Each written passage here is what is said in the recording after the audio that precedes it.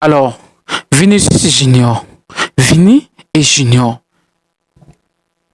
Vous savez pourquoi tout le monde tombe sur Vinicius Junior? Vinicius Junior n'est rien pour rien. C'est un grand joueur. C'est un talent. C'est quelqu'un qui est en train de marquer le football mondial. Et moi, souvent, derrière tout ça, souvent, ce qui me fait éploré, pour nos jeunes joueurs, pour nos joueurs africains, nos joueurs noirs surtout, ce qui me fait mal, c'est qu'au finish, on ne les considère en nulle part.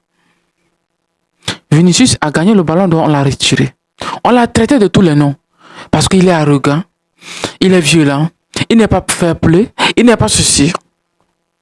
C'est pour cela les juges n'ont pas voté pour lui. Or, tout le monde, en cette année 2024, tout le monde était clair que le ballon d'or, c'était pour Vinicius Junior. Et vous savez pourquoi? Pourquoi il n'a pas eu ce ballon d'or? C'est parce que vous n'allez pas comprendre. Il est noir. Il est noir, c'est pour cela qu'il n'aura pas le ballon d'or.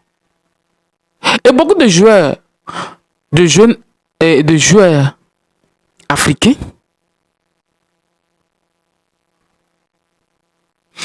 ont été délaissés par les organisations, par leur club, et parce qu'ils étaient noirs, mais ils méritaient le ballon d'or.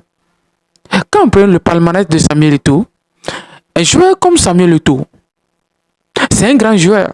C'est quelqu'un qui a marqué l'histoire du football mondial.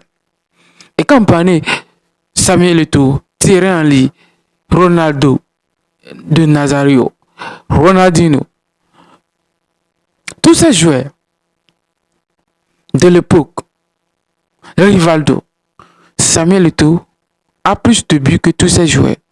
Mais Samuel Eto'o n'a jamais remporté un ballon d'or.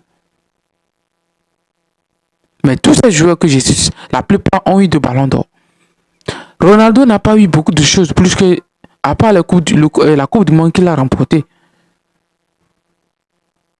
Mais Samuel Eto'o, c'est le joueur qui a marqué le football.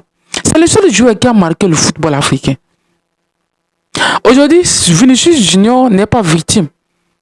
C'est parce que c'est quelqu'un qui ne se laisse pas faire. Vous connaissez Vinicius. C'est quelqu'un, lorsque vous l'insultez, lorsque vous le traitez de tous les noms, il ne va jamais vous tolérer. Il va vous répondre froidement, souvent même violemment. Oui, il n'est pas comme les autres. Comme les autres joueurs noirs, lorsqu'on les jette la peau de banane, on les insulte, on les traite de tous les noms. Si nous, nous mangeons de la banane, nous sommes les singes, nous mangeons de la banane. Vous ne mangez pas la banane? Vous mangez la banane? Ou bien, les racines, vous en mangez? Tout, vous en mangez? Les bananes, c'est vous-même qui avez importé ça depuis les États-Unis pour l'Afrique.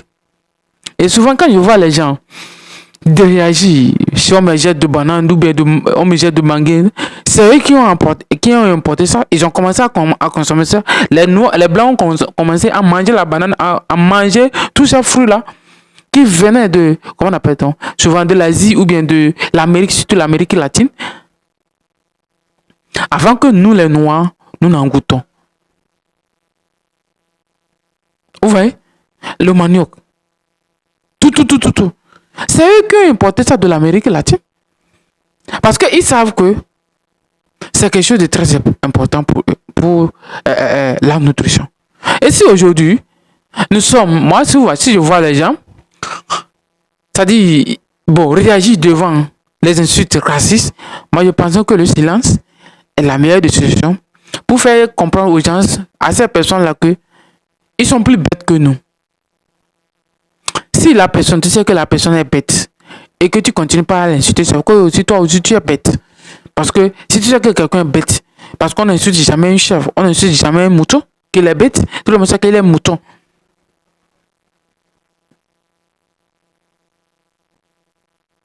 Si nous sommes des animaux, des singes, alors pourquoi nous insulter? C'est notre nom, c'est notre attitude. Donc il faut comprendre que tous ces racistes, c'est des ignorants, c'est des personnes qui n'ont rien à apporter football et qui ne peuvent rien parce qu'ils savent que leur capacité de football ne peut pas égaler à ces personnes-là dont ils insultent.